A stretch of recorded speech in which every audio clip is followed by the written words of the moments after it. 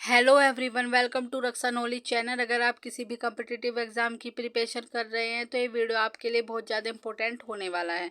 हमारा आज का टॉपिक है गुप्त साम्राज्य। गुप्त साम्राज्य से संबंधित जितने भी इंपॉर्टेंट फैक्ट होंगे हम उनको यहाँ पर पढ़ेंगे। तो देखते हैं गुप्त साम्राज्य। गुप्त साम्राज्य का उदय कौशाम्बी के आसपास के जो क्षेत्र थे उनमें हुआ था। गुप्त वंश का संस्थापक किसे माना जाता है? तो श्री गुप्त को गुप्त वंश का संस्थापक माना जाता है, जो 280 से 320 ईस्वी के बीच गद्दी पर बैठे थे। श्री गुप्त का उत्तराधिकारी जो श्री गुप्त थे, इनके बेटे थे घटोत्कच, जो 280 से 320 ईस्वी के बीच गुप्त वंश की गद्दी पर बैठे थे। गुप्त वंश का महान सम्राट चंद्रगुप्त प्रथम हुआ, जो 320 ईस्वी पर गद्दी पर बैठा। वेरी वेरी इंपॉर्टेंट है, पूछा जा चुका है। चंद्रगुप्त प्रथम का विवाह किससे हुआ था? तो लिच्छवी की राजकुमारी कुमार देवी से हुआ था। पूछा जाता है कि कुमार देवी के सिक्के जारी किसने किए थे? तो चंद्रगुप्त प्रथम ने किया थे। इनकी पत्नी थी कुमार देवी, जिनके नाम पर इन्होंने सिक्के जारी किए थे। उपाधि महाराजा धीराज की उपाधि दी गई थी चंद्रगुप्त प्रथम को। गुप्त संवत चलाया था 319 से 320 ईस्वी के बीच चंद्रगुप्त प्रथम ने। संवत आपको सारे याद होने चाहिए, विक्रम संवत, शक संवत और ये गुप्त संवत। वेरी वेरी इंपॉर्टेंट है। नेक्स्ट देखते हैं। चंद्रगुप्त का उत्तराधिकारी समुद्रगुप्त हुआ, जो 335 ईस्वी पर गद्दी पर बैठा था चंद्रगुप्त। भारत का नेपोलियन समुद्रगुप्त को कहा जाता है। वेरी वेरी इंपॉर्टेंट है, कई बार पूछा भी जा चुका है, क्योंकि इन्होंने आर्यव्रत के 9 शासक और दक्षिणाव्रत के 12 शासकों को पराजित किया था समुद्रगुप्त ने, जिस कारण इन्हें भारत का नेपोलियन कहा जाता है। वेरी वेरी इंपॉर्टेंट है। नेक्स्ट देखते हैं। समुद्रगुप्त के दरबारी कवि कौन थे? हरिसेन थे। इलाहाबाद प्रशस्ति लेख की रचना हरिसेन ने की थी, जो समुद्रगुप्त के दरबारी कवि थे। कई बार पूछा जा चुका है, वेरी वेरी इंपॉर्टेंट है। समुद्रगुप्त उपासक था, तो विष्णु के उपासक थे, वैष्णव धर्म को फॉलो करते थे। समुद्रगुप्त की उपाधि कौन कौन सी थी? तो अश्वमेधकर्ता, विक्रामक और कविराज। कविराज पूछा जा चुका है कि कविराज किसे कहा जाता था? तो समुद्रगुप्त को कहा जाता था, क्योंकि ये वीणा बजाते थे। इनकी जो तस्वीर भी है, पूछा भी जाता है कि इसके सिक्कों पर वीणा बजाने के प्रमाण मिलते हैं, तो ये समुद्रगुप्त थे, इन्हें कविराज भी कहा जाता था। समुद्रगुप्त का उत्तराधिकारी कौन हुए? तो चंद्रगुप्त द्वितीय हुए समुद्रगुप्त के उत्तराधिकारी, जो 380 ईस्वी पर गद्दी पर बैठे थे। वेरी वेरी इंपॉर्टेंट है। फयान चीन यात्री, जो पहला चीनी यात्री था, वो चंद्रगुप्त द्वितीय के दरबार में ही आया था। ये वही वाले चंद्रगुप्त द्वितीय हैं जो बेताल की कहानी से संबंधित है, वही वाले राजा थे चंद्रगुप्त द्वितीय। चंद्रगुप्त द्वितीय ने चांदी के सिक्के जारी किए थे। हूणों को पराजित किया था इन्होंने, उन्हें भारत से बाहर खदेड़ता था, जिसके उपलक्ष्य में इन्होंने चांदी के सिक्के जारी किए थे। चंद्रगुप्त द्वितीय का उत्तराधिकारी कुमार गुप्त हुआ, और कुमार गुप्त का उत्तराधिकारी गोविंद गुप्त हुआ। इन दोनों का शासक 415 से 454 ईस्वी के बीच तक रहा।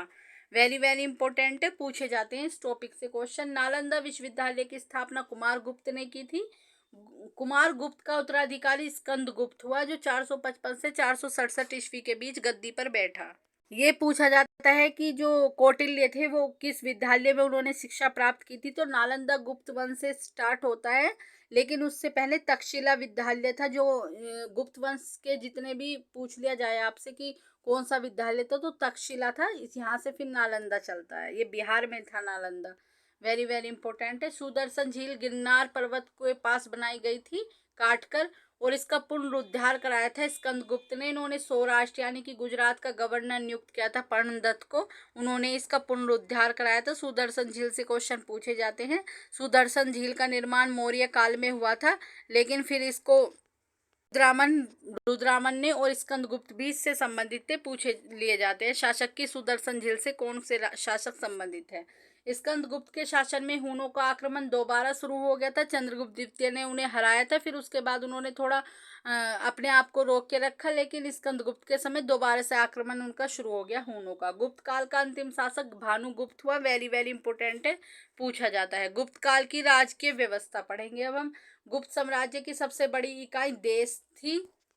हमारे यहाँ पर भी जो देश है, देश सबसे बड़ी इकाई है, जिसका शासक गोपना कहलाता था। देश का शासक भुगती भुगती होते थे, फिर इसका शासक जो उपरी कहलाते थे। जैसे हमारे यहाँ पर जो देश है, देश के बाद दूसरी सबसे बड़ी इकाई क्या होगी? तो स्टेट होंगे, राज्य होंगे। राज्य के बाद आते हैं उनके जिले।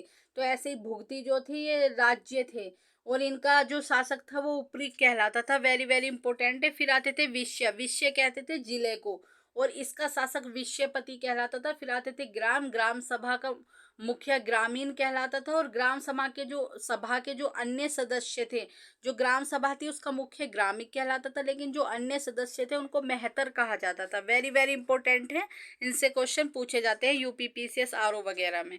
पुलिस विभाग का मुख्य अधिकारी दंडपाशिक कहलाता था। पुलिस विभाग के साधारण कर्मचारियों को चाट भाट कहा जाता था। ग्राम समूह की सबसे छोटी इकाई पैठ होती थी।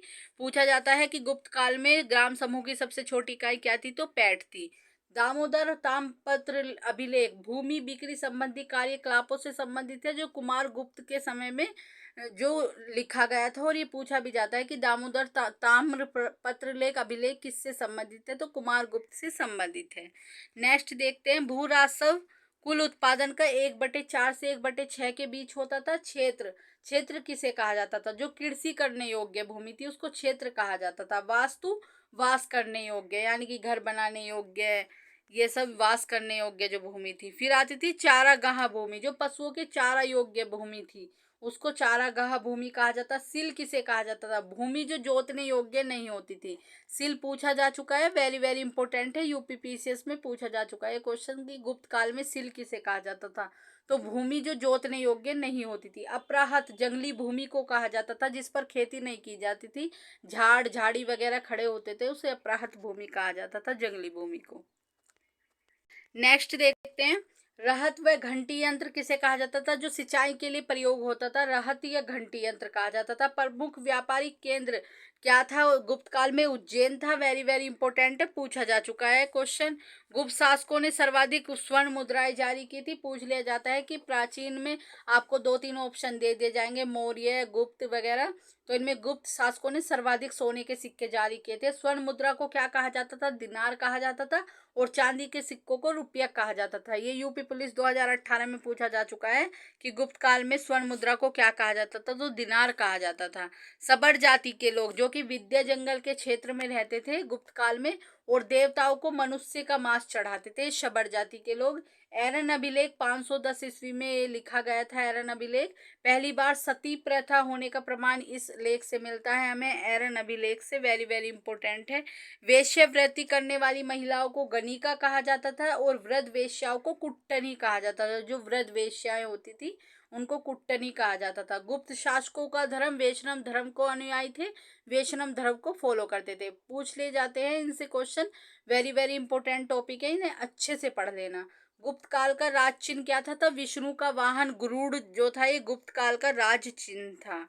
अजंता की गुफाएं, अजंता की गुफाएं बौद्ध धर्म की महायान शाखा से संबंधित है, और आप इसे ऐसे कर सकते हैं, अजंता जिसे कोई नहीं जानता तो वो गुप्त गुप्त छुपा हुआ, तो गुप्त काल ने इनको निर्मित कराया था अजंता की गुफाएं को। पूछ लिया जाता है कि अजंता की गुफाएं किस धर्म से संबंधित है, तो बौद्ध धर्म से संबंधित है, और बौद्ध धर्म की भी महायान शाखा से संबंधित है।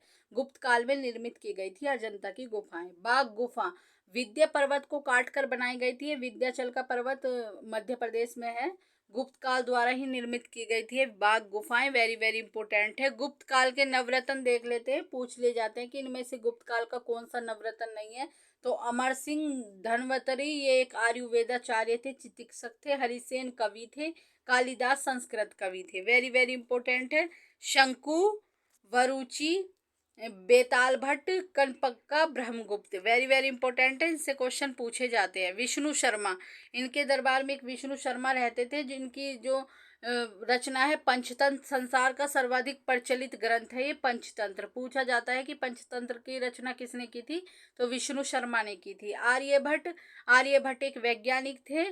गुप्त काल में जो आर्यभट्टियम सूर्य सिद्धांत इन्होंने सर्वप्रथम दिया था, इनका जो सिद्धांत था इसमें बताया गया था कि पृथ्वी सूर्य के चारों ओर घूमती है। वेरी वेरी इंपॉर्टेंट है, ये क्वेश्चन पूछा जा चुका है यूपी पीसीएस में कि किस सिद्धांत में बताया गया था सबसे पहले कि पृथ्वी सूर्य के चारों ओर घूमती है, तो ये आर्यभट्टियम का सूर्य सिद्धांत है, जिसमें बताया गया था कि पृथ्वी सूर्य के चारों ओर घूमती है। ये एक वैज्ञानिक थे गुप्त काल में। गुप्त गणितक भी थे ये बहुत बड़े। गुप्त का राजकीय भाषा क्या थी, तो प्राकृत थी। कई लोग इसे संस्कृत समझते, तो इसे बहुत अच्छे से याद करना। गुप्त काल की राजकीय भाषा प्राकृत थी। मंदिर बनाने की कला का विकास गुप्त काल में हुआ था। भारतीय इतिहास का स्वर्ण युग कहा जाता है गुप्त काल को। वेरी वेरी इंपॉर्टेंट है। याग वल्क्य नारद कात्यायन बृहस्पति स्मृतियों की जो रचना थी वो गुप्त काल में हुई थी। बृहस्पति विष्णु मंदिर तिगवा का मध्य प्रदेश।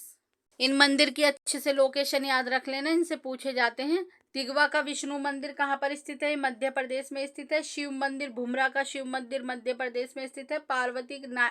नायना कुठार का मंदिर पार्वती मंदिर कहाँ स्थित है? मध्य प्रदेश में। आपसे क्वेश्चन ऐसा पूछा जाएगा कि नायना कुठार मंदिर पार्वती मंदिर कहाँ पर स्थित है या पार्वती मंदिर कहाँ पर स्थित है, तो मध्य प्रदेश में नायना कुठार में स्थित है। नायना कुठार का मंदिर भी कहा जाता है।